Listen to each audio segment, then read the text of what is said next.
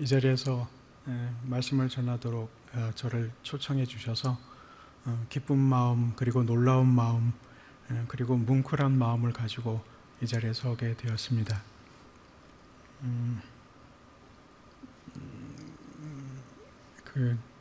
몇 달 전에 저를 부르겠다고 연락을 하셨을 적에 사실은 굉장히 놀랐어요. 왜냐하면 올 초에 거제도에서 부울경 장애인 교사 연합 수련회가 있었는데 그 설교 그때 강사로 와서 초두에 부산에서의 추억을 이리저리 몇 가지를 얘기했는데 그걸 들으시고 저를 초청을 해주셨던 겁니다. 무슨 일인가 하면 실은 이 산성교회가 토성동에 있었던 때가 있었죠. 그때 제가 저희 어머니하고 출석을 했던 교회가 산성교회였습니다. 그래서 지금도 5살, 6살 무렵에 성탄절 전날에 축제로 모여서 용미하고 용주라고 하는 쌍둥이 자매가 예쁘게 천사처럼 춤을 추는 모습도 생각이 나고, 성탄송을 돌 적에 우리 집에서 옛날 말로 일본 말이라서 그렇습니다만 옷고시를 준비해서 성탄송이 끝난 다음에 찾아온 그분들한테 대접했던 그 기억도 납니다.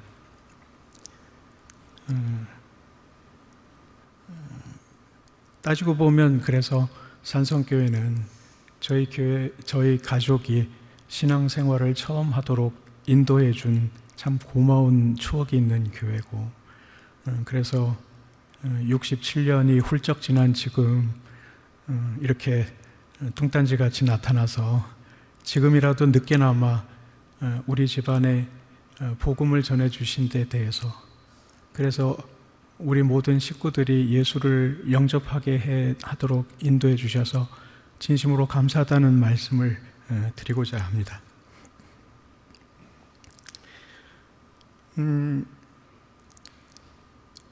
저희 집은 할아버지 때부터 부산에서 살게 됐습니다.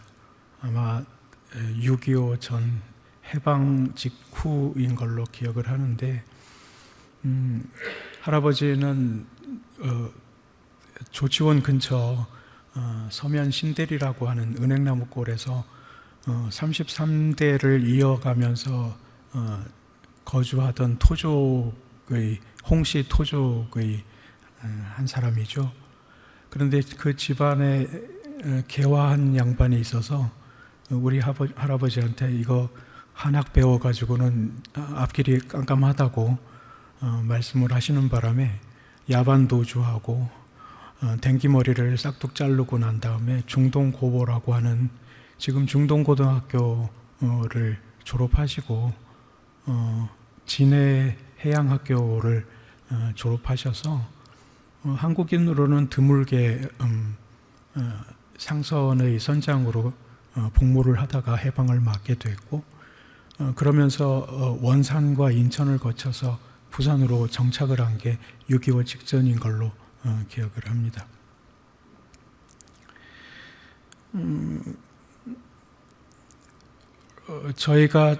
제가 어릴 때 살던 집은 지금은 그냥 형체도 남아있지 않습니다만 아미동 그 행정센터 근처에 있는데요. 선교사집이라고 하는 기억을 더듬어서 행정센터에다 얘기를 했더니 사적에 그 집이 아직도 기록에 남아있다고 하는 걸 보면 제 기억이 과히 틀리지는 않은 것 같아요. 어쨌든 적산집 별채까지 있는 커다란 그 적산집에서 6.25 때 45명 정도가 북적거리면서 사셨는데, 할아버지가 도선사로 그때 일을 하셨기 때문에 45명 정도는 넉넉하게 먹여 살릴 수 있었던 상황인지라 그냥 북적거리면서 살다가 전쟁이 끝난 지 3년 후에 제가 56년도에 태어나게 되었습니다. 딸 셋을 맏아들이 내리놓다가 저를 낳았으니까 당연히 집에서는 장손이라고 그 대우가 어마어마했겠죠.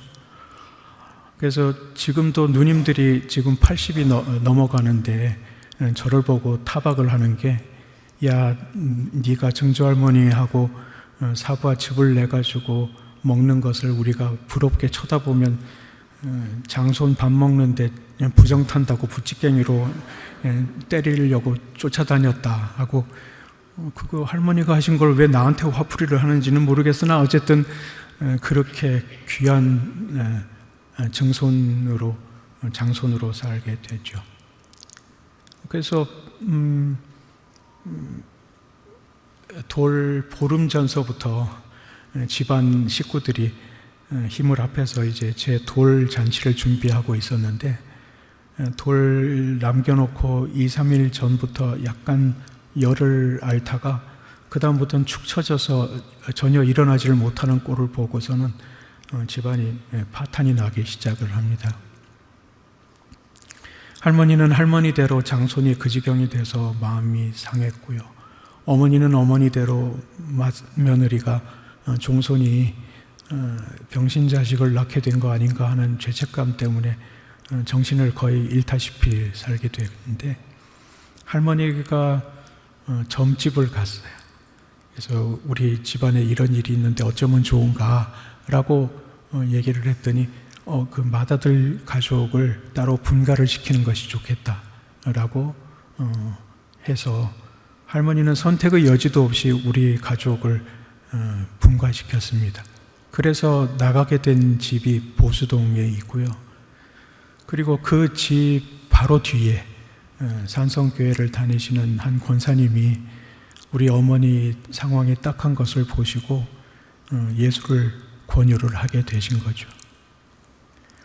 어머니 입장에서는 예수 믿으면 아들이 나을지도 모른다고 하는 말 때문에 예수교를 거절할 명분이 없었습니다. 선택의 여지가 없었죠. 그 다음부터 충청도 양반, 전의 출신이신 그 충청도 양반 며느리는 세상에 두려울 것이 없는 용사가 되어버렸습니다. 말하자면 아들이 낳는다고 하면 무슨 짓이라도 할 수 있는 그런 어머니가 된 것이죠. 지금도 생각이 납니다마는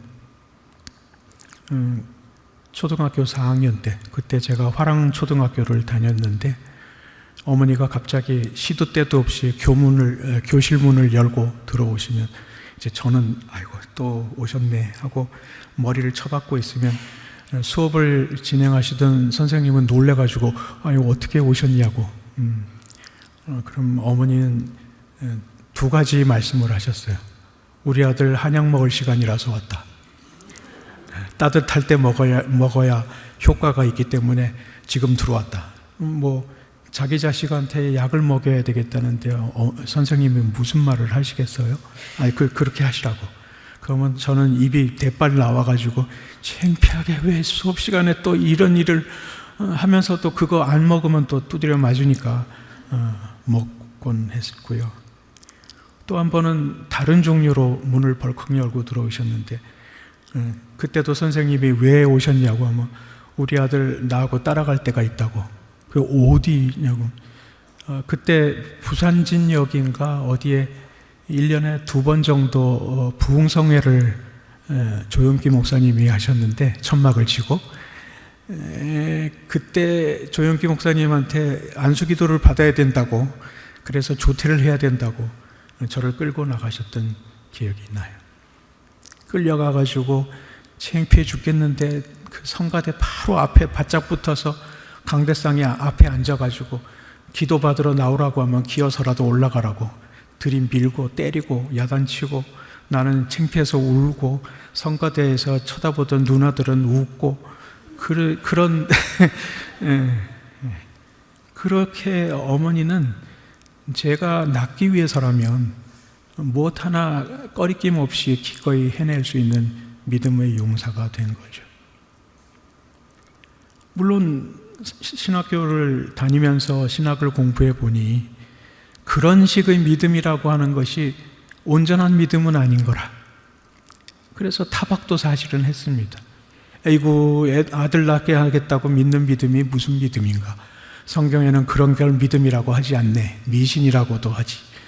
그렇지만 어머님의 그 헌신적이고 막무가내의 믿음은 그렇게 제가 타박을 했었을 망정 제 마음에 조금씩 들어박히기 시작을 했습니다. 그래서 중학교 2학년 때 혼자 기도를 하다가 예수님을 구주로 영접을 하고 어머니의 걱정과는 다르게 이제는 어머니보다 더 열심히 예수를 믿는 사람으로 변해버리고 말았습니다. 그렇게 세월이 흘러갔는데 산성교회 다닐 때 그리고 그 후에 항서교회를 부영동에서 살면서 다니게 됐는데 그때마다 제가 초등학교 유초등부 예배를 마치고 집에 가는 시간에 막바로 집에 가지 않고 2층으로 올라가서 장년부 예배를 준비하고 있는 그 예배당에서 그 장의자를 이렇게 손으로 쓸어보면서 울면서 기도했어요. 우리 가족들 다 예수 믿게 해달라고. 그 기도가 제가 대학부 3학년 때였는가 2학년 때였는가 할머니께서 돌아가시면서 이루어지는 모습을 보게 됐습니다. 임종하시는 그 순간에 어떻게든 할머니를 예수님께 보내기 위해서 잘 들으라고, 내가 지금 말하는 거 두 번째 못 들을 테니까 내 말 잘 듣고 예수 믿겠다고 끄덕하라고. 그렇게 예수를 영접하고 돌아가신 후에 할머니가 돌아가셨다는 얘기를 듣고 한 사람 두 사람 늦은 밤에 가족들이, 친척 어르신들이 모이게 됐는데 이제 저한테 당면한 이야기는 하나였어요. 할머니 이제 돌아가셨는데 이 할머니 제사를 드릴 건가 아니면은 추도 예배를 드리게 될 것인가를 결정을 해야 되는 상황이 됐죠. 그래서 제가 어른들 앞에서 이렇게 얘기를 했습니다. 돌아가시기 직전에 그 손주가 믿는 예수를 믿기로 하고 예수님을 믿겠다고 약속하고 돌아가셨으니 이제는 우리 집의 종교는 더 이상 불교가 아니라 기독교가 되게 돼야 된다고 얘기를 했습니다. 근데 놀라운 일이 벌어졌던 것이 그 얘기를 듣던 어르신들이 한 사람씩 두 사람씩 안 그래도 나도 교회 다니고 있어. 나도 대학 다닐 적에 미션스쿨 다녔기 때문에 세례를 받은 사람일세. 이러면서 문제가 아닌 것처럼 우습지도 않게 일이 해결되고 말았어요. 그렇게 어르신들을 보내고 난 다음 이제 집에 가서 장례 준비를 하고 돌아오겠다고 어르신들이 떠난 다음에 어머니하고 손을 잡고서 웃었습니다. 엄마, 우리가 예수 믿는 가정이 되기를 위해서 그렇게 기도했는데 그 기도를 23년 만에 듣게 이루어 주시는 걸 보니 정말 꿈과 같다고 얘기를 했습니다. 제가 어머니 믿음을 약간은 좀 낮춰서 얘기를 하긴 했습니다만 지금도 기억이 나는 것이 이른 새벽이면은 인기적이 있어서 눈을 떠보면 어머니는 내 발목을 잡고 기도하고 계셨어요.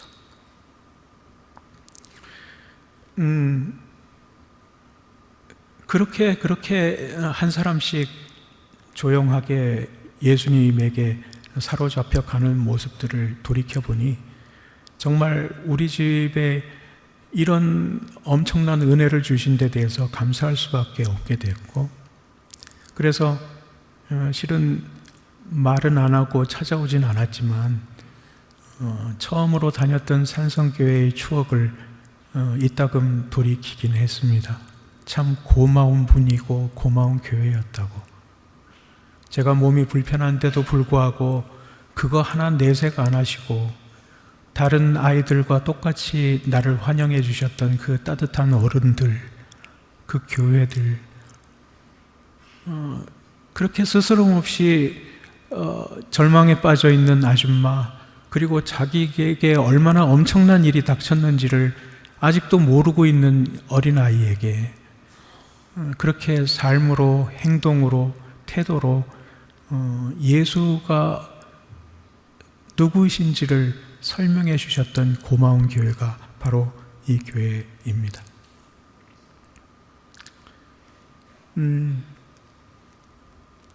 오늘 이제 우리가 하나님 말씀으로 돌아와야 되겠는데, 오늘 말씀에 사도 바울이 얘기하려고 하는 두 가지 큰 비유가 있어요. 하나님의 성전으로서의 개인과 하나님의 성전으로서의 교회가 어떤 이미지로 설명될 수 있는가를 얘기합니다. 하나는 지체라고 하는 개념으로 설명을 하고요. 하나는 가족으로 집으로 설명을 합니다. 이게 너무나도 우리에게 깊은 묵상할 거리를 우리에게 주고는 있죠. 먼저 집이 있죠. 집에 대해서 또 하나의 비유가 붙여져 있는데, 그게 뭐냐면 그 집의 모퉁이 돌이 바로 예수 그리스도라고 얘기합니다. 말하자면 예수 그리스도가 머릿돌이 되어서 아주 정확하게, 아주 견고하게 그 집의 기초를 버티고 있으면 그 위에 작은 돌, 큰 돌, 모난 돌, 둥근 돌들이 하나씩 하나씩 집 짓는 자의 수고를 통해 가지고 벽을 만들고 지붕을 만들어서 마침내 집을 짓는다고 얘기합니다. 이 집이 우리 개인이기도 하고 성령에게서 거하시는 성령의 집이기도 하고 또 교회이기도 하다고 얘기를 해요. 왜 교회를 설명할 때 사도 바울이 집이라고 하는 그 이미지를 가지고 설명을 할까? 여러 사람들이 여러 가지 설명으로 이 해석을 할 수 있지만은 저는 이렇게 생각합니다. 돌이 크기도 하고 작기도 하고 각도가 삐뚤어지기도 하고 그 각도가 서로 다르기도 해서 원래는 하나만으로 있으면 딱 좋은 상황이죠. 그러나 예수님께서 십자가 위에 돌아가시고 부활하심으로 인해서 그분 자신이 모퉁이 돌이 되어서 교회와 나라고 하는 성령께서 거하시는 성전이 이루게 만드시려고 우리를 부르셨는데, 여기에 돌들이 하나 둘 쌓이면서 그 맞지 않는 것들이 어떤 것은 두드려 맞아서 깨지기도 하고 어떤 것들은 덧대서 그 모자라는 구멍을 메꾸기도 하면서 쌓아간다고요. 잘 사는 사람은 아주 큰 돈을 들여서 바위를 쪼개가지고 쉽게 벽돌을 쌓듯이 쌓아갈 수 있으나, 그러나 가난한 사람은 그럴 수 없으니 이 돌 저 돌 주워가지고 그걸 맞춰가면서 인내를 가지고서 만들어 가야 되겠죠. 그 작은 집, 가난한 사람의 그 집이 사실은 교회의 이미지를 설명하는 데 사용이 된다는 거예요. 우리는 각자 다른 배경을 가지고 살다가 교인으로 부름을 받았습니다. 그래서 만나면은 형제요, 자매고, 장로고, 집사고, 권사고, 목사고 이렇게 불리지만은 사실은 어떻게 봐도 잘 맞는 게 이상한 사람들입니다. 그래서 우리가 기분이 별로 좋지 않을 땐 이렇게 얘기하기도 하죠. 쥐가 나를 언제 봤다고 형제님이라고 불러? 그 말은 정직한 표현입니다. 그러나 그럼에도 불구하고 한 집을, 한 성전을 만들기 위해서 우리는 깎이는 고통을 감당해야 하기도 하고, 누군가에게 맞추기 위해서 나를 양보하기도 해야 돼. 어떤 때는 아래쪽에서 뭔가 내 자리를 찾는 듯 하다가 누구하고 안 맞아가지고 위에 가가지고 내 자리를 찾기도 하면서 그 고통을 감내하면서라도 우리 주님께서 한 성전으로 부르게 된 그 뜻을 이루기 위해서 고군분투한다는 거예요.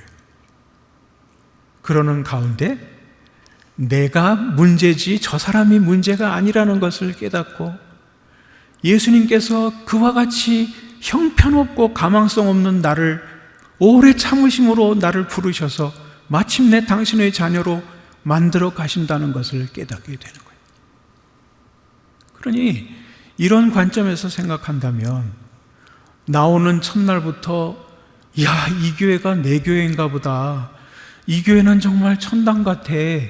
이런 교회가 아닌 것이 정상이에요. 만약에 어떤 교회를 생각하면서 이 교회야말로 하나님의 교회가 틀림없다고 한다면 그건 잘못 생각하는 거예요. 그냥 내가 보고 싶은 것만 보고 있을 뿐이지 누군가가 나를 손가락질하고 비판하고 있고 나도 또한 그렇게 하고 있고 내가 누구에게나 잘해주려고 노력은 해왔다고 말은 하는데 누군가는 나 때문에 상처를 받아서 눈물 흘리며 하나님께 호소하고 기도하는 사람이 있다는 것을 오랜 시간이 흘러서야 알게 됩니다. 그래서 이런 속담을 이야기해 드립니다. 어떤 사람이 완전한 교회가 있는 것을 보고서 그 교회로 출석하기로 결정하고 거기로 갔어요. 그런데 내가 출석하는 그날부터 완전한 교회가 아닌 거라. 이 말은 완전한 교회 없어. 천사들만 모인 교회는 없다는 거예요.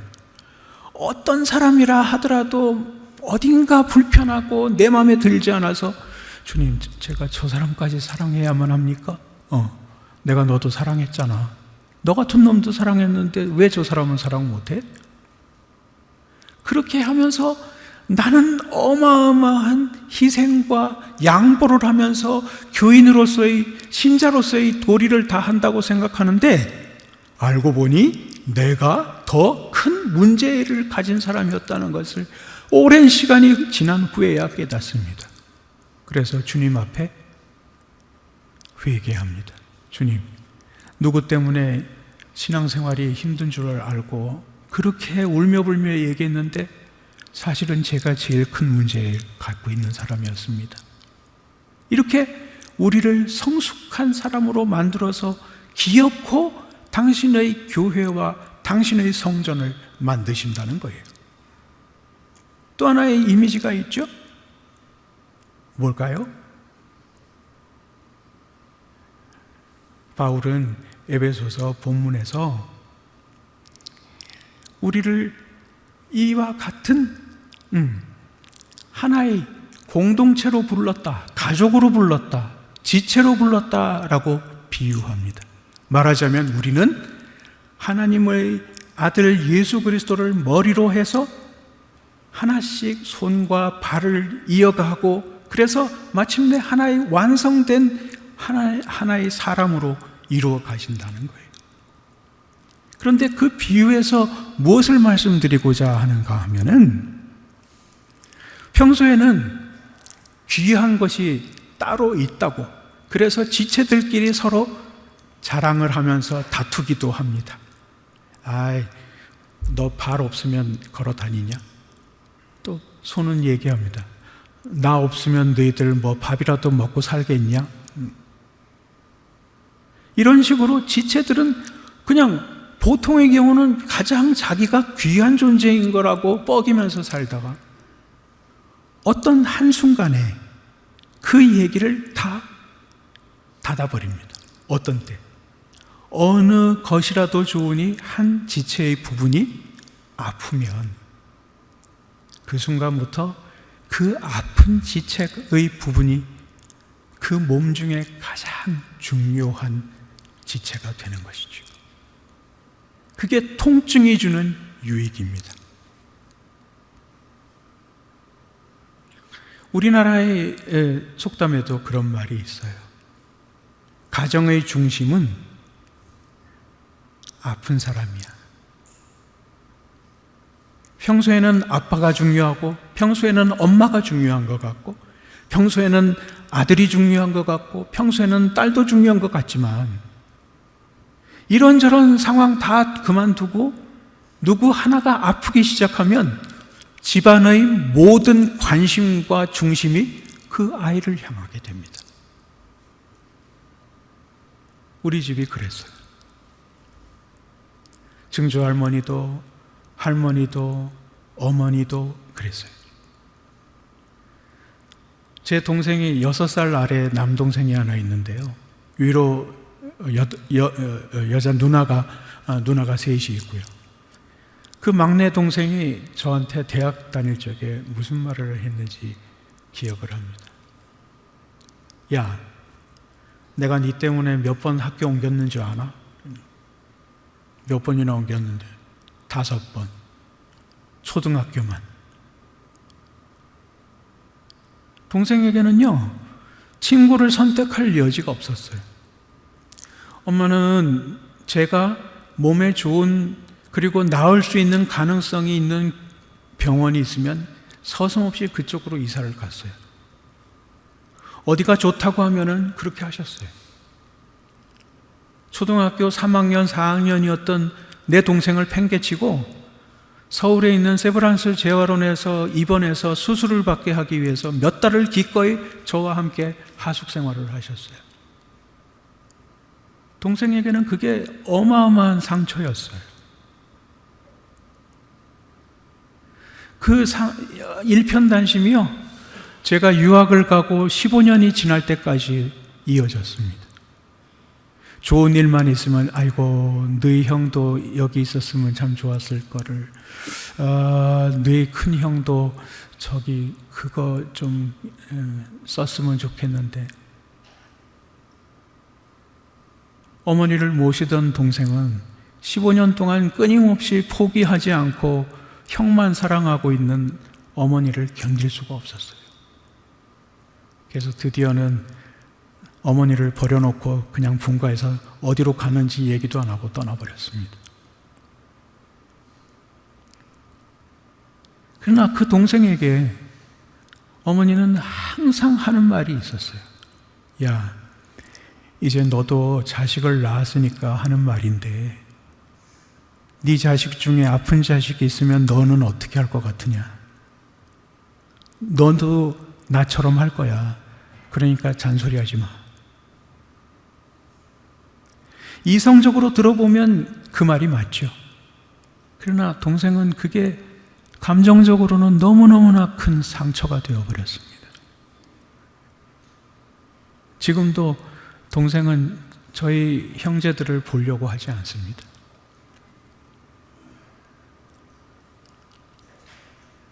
이제 60이 넘었으니까 화해할 때가 됐다고 저는 생각하고 있습니다만은, 어쨌든 부모의 심정은 그래요. 내 식구 중에 누군가가 아프면 그 순간부터 이것저것 따지지 않고 그 사람이 가정의 중심이고 판단의 기준이고 선택의 기준이에요. 저거 아픈데 저거 낫게 하기 위해서라면 온 집안 식구가 죽을 먹어도 돼. 이거 아닌가요? 그게 가족의 사랑이고 부모의 사랑이에요. 교회가 왜 지체라고 하는 것으로 비유가 되느냐 하면 바로 그 성격을, 사랑의 성질을 설명하기 위해서라는 것이죠. 제가 무슨 산성교회의 상황을 알아서 하는 말은 아니니까 이해를 하십시오. 산성교회의 중심은 무엇입니까? 산성교회의 중심은 누구입니까? 어떤 사람은 담임 목사님이라고 얘기할 수도 있고, 어떤 사람은 장로님이라고 얘기할 수도 있고, 어떤 사람은 특정한 어떤 사람이라고도 얘기할 수 있고, 어떤 부서라고 얘기할 수도 있을 거예요. 그렇죠? 모든 것이 다 맞는 얘기입니다. 그러나 오늘 우리가 지금 읽고 있는 이 본문에서 지체라고 하는 개념으로 설명되는 교회는 우리가 평소에 생각했던 것하고 전혀 다른 것을 이야기하고 있습니다. 교회가 하나님의 지체라면, 교회가 하나님의 사랑의 공동체라면 그 중심은 아프고 억울하고 한이 맺힌 사람들, 가난하고 병든 사람들이에요. 행사 때마다 흰장갑 끼고 장로님과 목사님이 앞에 서서 그 교회의 가장 중요한 역할을 하는 것처럼 존중받지만, 그러나 예수님은 지금도 한순간도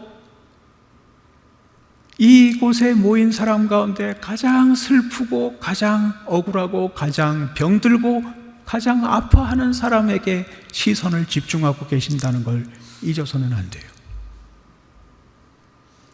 이 전통은 구약시대부터 내려온 것입니다. 구약에서 상당히 많은 곳에서 이렇게 얘기합니다. 야, 너희들 중에 언제나 병들고 아픈 사람은 있을 것이다. 가난한 사람도 있을 것이다. 그 아이들을 너희들이 어떻게 대하느냐가 너희들의 믿음이 어떤지를 설명하게 될 것이라고 얘기해요. 말하자면 가난하고 병들고 힘들고 억울하고 슬픈 사람들이 있을 때 그 사람을 위로하고 그 사람을 낫게 하기 위해서 온 정신과 온 관심을 거기에 집중하는 교회야말로 건강한 교회고 살아있는 교회라고 얘기할 수 있다는 것입니다. 우리는 예수를 믿은 지 오래되고 한국에 교회가 들어온 지 오래돼서 교회의 그런 정신을 잊고 살아갑니다.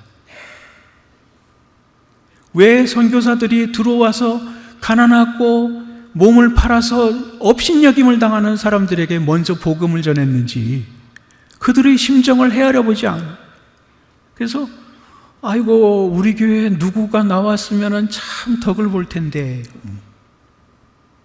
제 고모부가 다니던 교회가 봉은사 근처에 있는데 교인들이 그런 시절이 있었어요.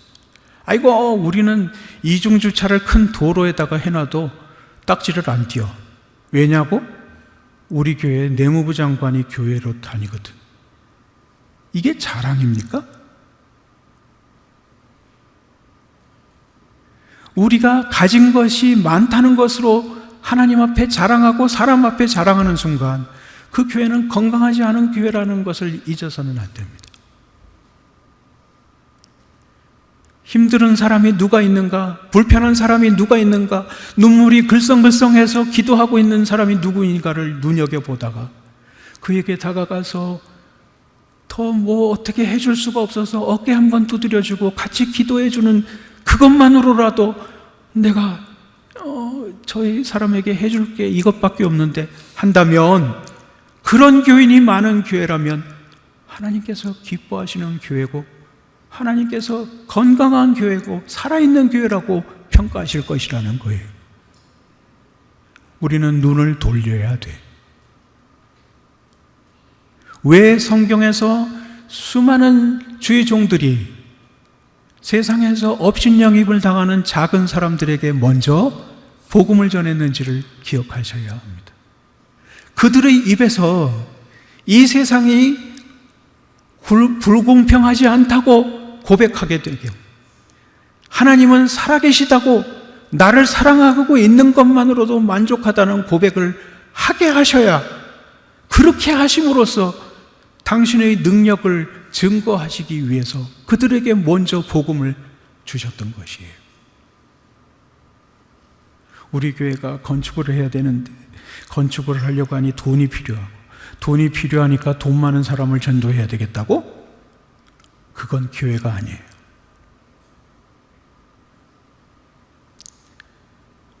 우리 집에 누구가가 예수 믿더니만 잘 돼가지고 좋은 학교에 들어가고 좋은 직장에 들어가서 어마어마한 돈을 벌게 됐다고 하는 게 구역 예배의 중심 주제가 된다면 그 모임은 건강하지 않을 수도 있다는 걸 기억해야 해요. 모일 때마다, 이야기할 때마다 우리 구역에, 우리 옆집에 어느 교인이 무슨 일이 있었는지 모르지만 얼굴이 어둡고 수심이 깊어서 뭔가 모르게 혼자 기도하는데 구석에서 기도하면서 우는 걸 보니 우리가 좀 찾아가 줘야 되지 않겠나? 이런 얘기가 우리 모임의 중심 주제가 되어야 건강한 교회가 될 수 있다는 거예요.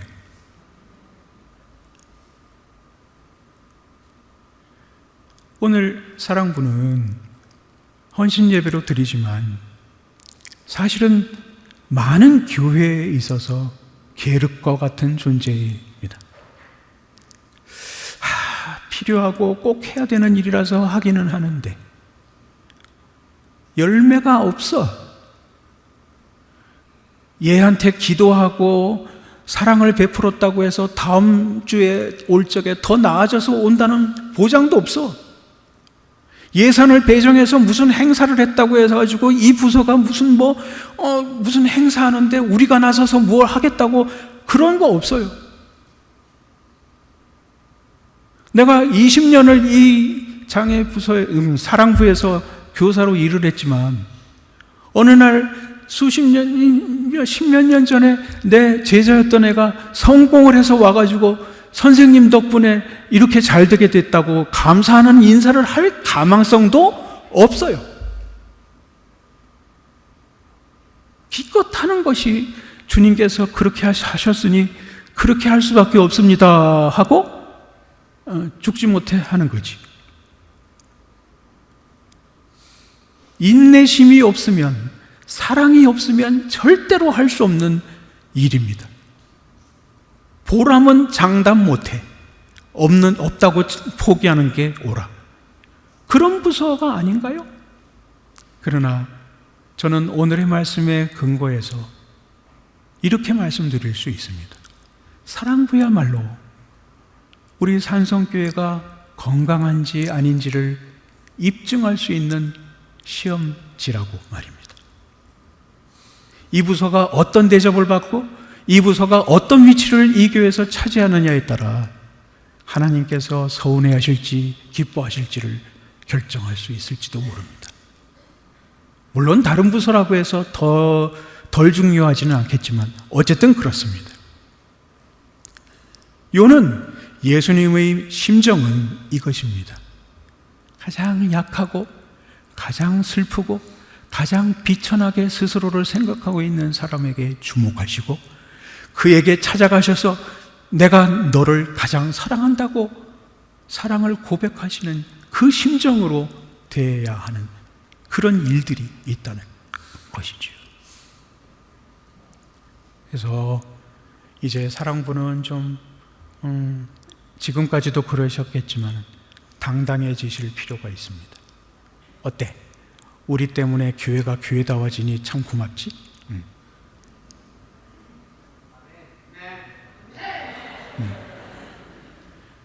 우리는 우리 몸을 힘들게 하는 한 지체의 고통을 오히려 그 고통을 통해 우리가 얼마나 귀중한 존재인지를 인식하는 그런 역설적인 은혜를 입기도 합니다. 사랑부를 통해서 하나님께서 인간적으로는 별 볼 일 없는 사람인 나를 얼마나 사랑하셨는지를 깨닫게 될 것입니다. 그것이야말로 우리에게 사랑부를 준, 우리에게 장애인과 우리에게 가난한 자와 병든 자를 주신 하나님의 크신 섭리일 거라고 저는 믿습니다. 사랑하는 여러분, 약한 자에게 우리 눈길을 기울이십시오. 눈물 흘리는 자의 마음에 동감해 주시고 그와 함께 나란히 앉아 함께 울며 기도하십시오. 이제 이 세상은 어떤 말로도 예수 믿고 구원받으라는 말을 진지하게 받아들이지 않습니다. 지금은 예수께서 어떤 심장을 갖고 이 땅에 오셨는지를 우리 삶과 우리 태도를 통해서 보여주며 그것으로 예수께로 인도할 수밖에 없는 시대에 우리는 살게 되었습니다. 예수 믿는다고 하는 놈이 제일 싸움도 잘하고 제일 이기적이다 하는 말이 우리 사회에 나동게 된 지 굉장히 오래되었습니다. 이제는 우리가 변해야 하고, 우리는 이제 가난하고 병들고 힘들고 고통스러워하는 자들을 감싸 안고 함께 우는 태도로 예수의 사랑이 우리 안에 있음을, 예수의 사랑이 어떤지를 설명해야만 할 시대를 살게 되었습니다. 지금은 기회입니다. 코로나 때문에 이제 사람들이 줄어서 이제는 교회가 어쩌고 저쩌고, 물론 힘들 것입니다. 그러나 저는 언제나 이런 생각을 갖고 있습니다. 위기야말로 우리 믿음을 입증할 기회라고 말입니다. 장애인, 그리고 가난한 사람, 억울한 사람, 슬픔이 많은 사람들을 우리가 어떻게 대하느냐에 따라 그로 인해 우리를 사랑하시는 하나님의 사랑을 깊이 깨달을 수 있는 은총을 누리기도 한다는 사실을 기억하시고, 이제는 예수의 복음을 전하기 위해서라면 약한 자를 더 보듬고 살아야 한다는 그 당연한 사실을 다시 한번 인식하는 시간이 되었으면 좋겠습니다. 그런 교회가, 그런 신자가 되시기를 예수 그리스도의 이름으로 축복합니다.